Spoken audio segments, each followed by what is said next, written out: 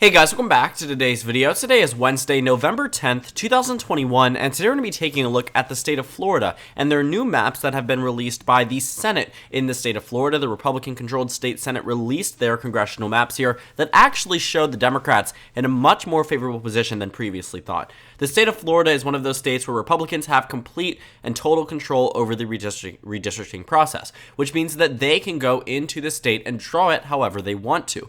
Many people expected the state of Florida to go with a hard gerrymander, with Governor Ron DeSantis in place, who would have to eventually approve of said maps or pressure the state Senate and state legislature, meaning the state House there, to move the maps in a certain direction. All around here, everything was being built up to the possibility of an extreme Republican gerrymander. And many people thought that this was possible primarily because Democrats were fighting back what they thought would happen in states like Florida through states such as Illinois, for instance, where we are seeing one of the most aggressive gerrymanders in United States history. Taking a look at the state of Illinois here, the most recent map, and this isn't even a finalized proposition here because it's possible that Democrats could draw an additional seat for themselves, but it would take what an old map was of 11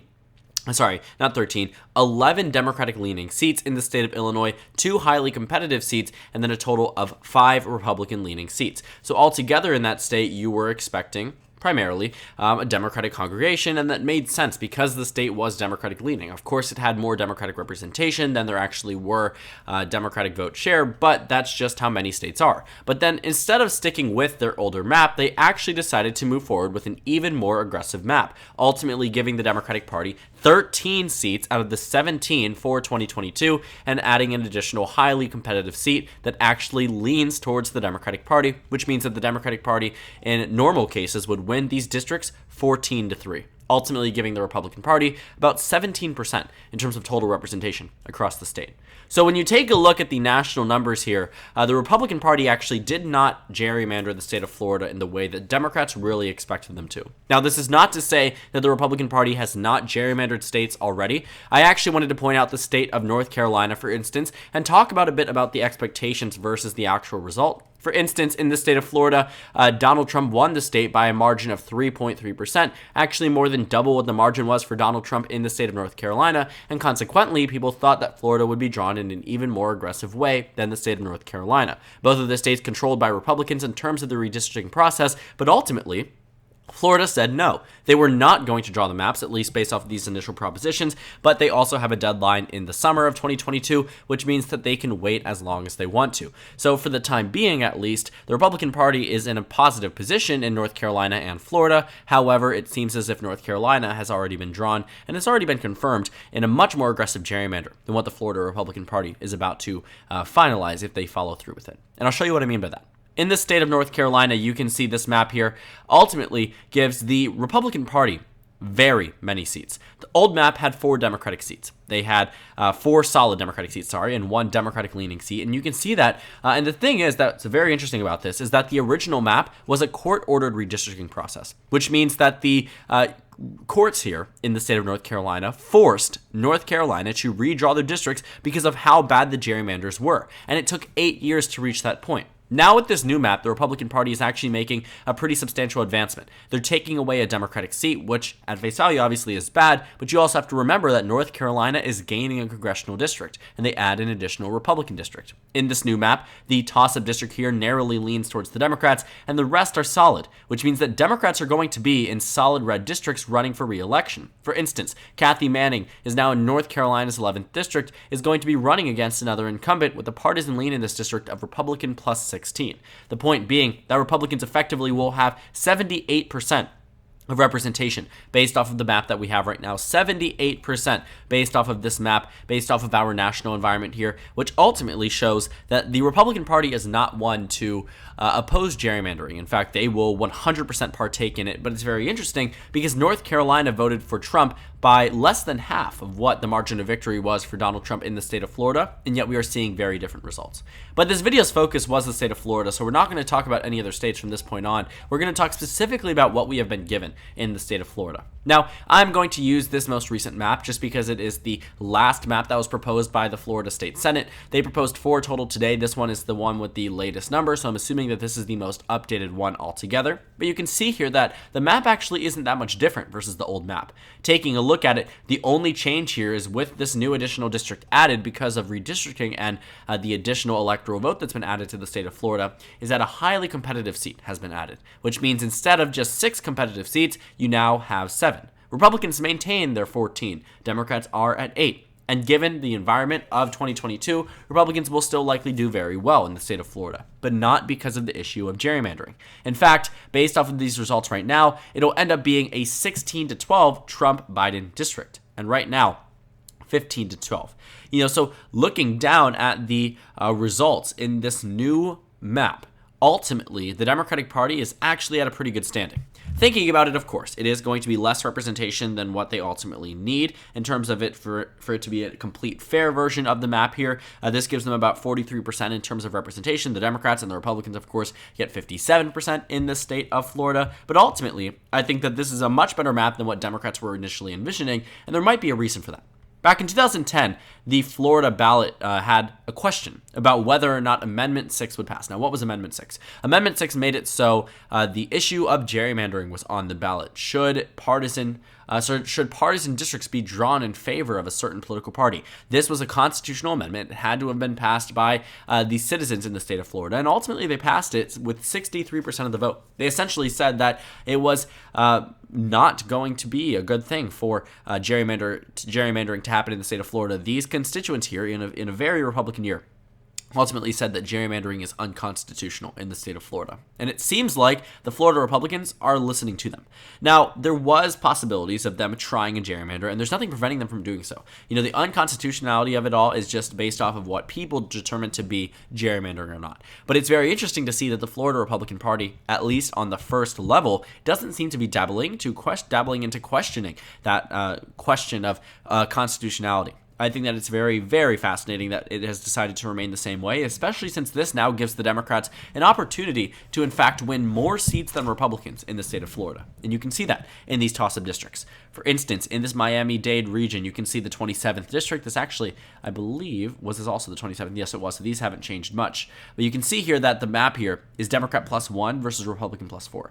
Again, these numbers probably haven't changed that much. It seems that the election in the 27th might have gotten more or less competitive. Let me see here, actually. That may not be wrong about that. Yes, has gotten more competitive, at least on a surface level, more Republican, for instance. And then in the 26th district, it seems to still be just as competitive. In the 7th district, just as competitive. They actually kept Stephanie Murphy. Very interesting to see that. An open race in the 15th, that is the newly drawn one. The 14th, it's a partisan lean of even, and the 13th is still pretty competitive. Now, for these toss-up seats for Democrats, they have Democrat +15, Democrat +6. For the Republicans, they have Republican +14, Republican +12. So in a wave year for the Democratic Party, potentially speaking, they could win nearly the majority of seats in the state of Florida. In fact, they nearly did it back in 2018. The finalized map there was Republicans +14 and Democrats +13. Taking a look at the map in 2020, it ended up with Republicans 16, Democrats at 11. So the margin did narrow up. In 2016, it was the same map as it is today.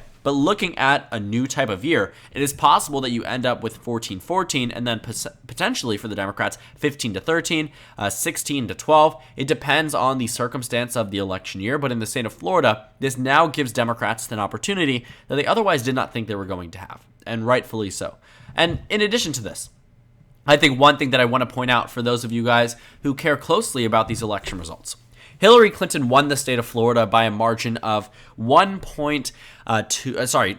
Trump defeated Hillary Clinton in the state of Florida by a margin of about 1.2%. That margin of victory, translated to this new congressional map, would give Democrats and Republicans even footing in terms of the congressional map, 14-14.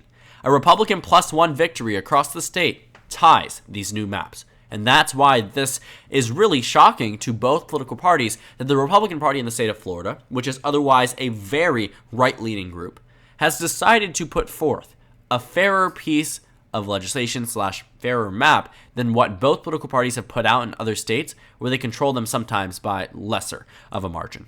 But I do think that this is not some type of continuous streak or continuous trend that we've seen within either political party. I think Florida is just specifically very interesting, as it always is in every single context and scenario across the United States. I mean, it is Florida, right? But looking at the maps here, I think that they also sort of shock us in the regard that they aren't drawing partisan maps to the extent that we thought they would, and ultimately, this benefits the Democratic Party. Because taking a look at what this does relative to the old map, again, nothing super different. Taking a look at the old map, I mean, the 7th District and the 9th District have partisan leans of Democrat +5, +4. You can see the 14th District with Kathy Castor is Democrat +12. The 13th is Republican +1. Taking a look at this new map, the 13th is more competitive. The 15th is now added in. The 14th is more competitive. The 7th is more competitive. But the 9th actually shores up for Darren Soto in that area. So, of course, there is some sort of underlying tone here of more competitive districts that ultimately will benefit the GOP in the long run. But for right now, at least at initial glance, at least at the way that we are taking a look at it, the Democratic Party really isn't as unfortunate in a position as they thought they were going to be, especially in this state. So when it comes down to the overall national view, I think Democrats actually might be pretty happy with some of these results. Now, taking a look at some of these more individualized results, also taking a look at Georgia, Arizona, other states here, some of them are taking a fairer approach and some of them are taking a more partisan one. Once Illinois is confirmed and other states are starting to be confirmed, you will begin to see the partisan redistricting take into full effect yet again, as we've already seen in Texas, Indiana, North Carolina. All of these states, major states that have passed redistricting maps already. Not necessarily under discussion, but passed them already. Oregon, Texas, North Carolina, Indiana have all exhibited some form of gerrymandering, and in some cases, very extreme forms of gerrymandering. For the cases of North Carolina, Texas, and Oregon. Very, very extreme forms of gerrymandering when it comes down to those points. So, with our map here, unfolding for the 2022 midterm elections, there is a lot to take a look at. I am very interested to see what the partisan breakdown is by the time the Florida Republican Party confirms this map, and I do think that a lot of it does have to do with this idea that it is unconstitutional to gerrymander your maps. We can actually take a look at the difference the last time that the Republican Party was able to change the maps here. So the 2010 was the census year, which means in time for 2012, they had to change the maps. Ultimately, the map went from 19 Republican seats and 6 Democratic seats in 2010 to 17 Republican seats and 10 Democratic seats. So you can see here that it actually narrowed down for Republicans by a margin of 2. In addition to that, it added for the Democrats by 4 additional seats relative to where it was before. And this could be because of this idea in the back of the head that for Republicans, they cannot show a partisan gerrymander. And now that they have this written into their constitution, and it has already been deemed as constitutional by the courts in the state of Florida, ultimately, the Democrats and Republicans are going to have to draw fairer maps depending on who is in control. And for the past 20 years, it has been the Republican Party. But you can quite literally see the dramatic change. By the time we reached 2014, the map actually didn't change that much. 2016, the Democrats gained. 2018, the Democrats nearly took more seats than the Republicans. So clearly this map from 2010, sure, had a Republican advantage, Republican lead, which made sense considering that Republicans have had control of the governorship since the 90s, right? But looking at the eventual narrowing up of the race, yes, it took a wave year, and in normal cases, it should not take a wave year. It should get closer automatically just by competitive nature, but that's just the way that this map is drawn. Gerrymandering is very extreme. In many cases, you can draw some of these districts in more beneficial ways for your party without it being full-on gerrymandering, but for the case of Florida, I think that after 2010, after this amendment had sort of moved into the Constitution, the Republican Party had that in the back of their heads, and that's exactly what we're seeing in the state of Florida. Now, don't quote me on this being the finalized map. It's entirely possible with enough national pushback, and if Illinois decides to confirm their map ahead of time, if other states such as Washington decide to shore up some of those districts, many Republicans might be inclined to say, you know, I'm going to call my state senator in Florida, I'm going to call the state house here, I'm going to make Ron DeSantis go out there and say that the Republicans need to fight back. In many cases, you know, of course, that is just a completely false narrative that, you know, fighting back is something that the Republican Party necessarily needs to do. They've had this advantage, and they have a 100-seat advantage over the Democratic Party when it comes down to redistricting. But if Republicans give up this map, ultimately, it will throw away about 30 districts in terms of advantage that the Republicans have over the Democrats. And consequently, This map will long-term, maybe narrowly benefit the Republicans, but Democrats certainly have an opportunity to do well depending on the type of year that we're in. 2022, probably not. 2024, probably not. But if a Republican wins in that election, by the time we reach 2028, it's entirely possible that a tie finalizes on this map. And God forbid for the Republican Party that someone performs better than Hillary Clinton amongst Hispanic voters in the Miami-Dade region and other regions across the state. Ultimately, the state will shift towards the left and potentially a 15 to 13 advantage for the Democrats, maybe even 16 to 12, depending on the national circumstance. So, thank you guys so much for watching this video. Make sure to comment down suggestions below. Subscribe on the left if you haven't already, and check out the Instagram and Twitter. At the bottom left of the screen, there's also a Discord server for you to go ahead and join. On the screen, there's a video you can watch, and then a playlist for my 2022 election analysis videos. Again, thank you guys so much for watching, and I will see you all later today.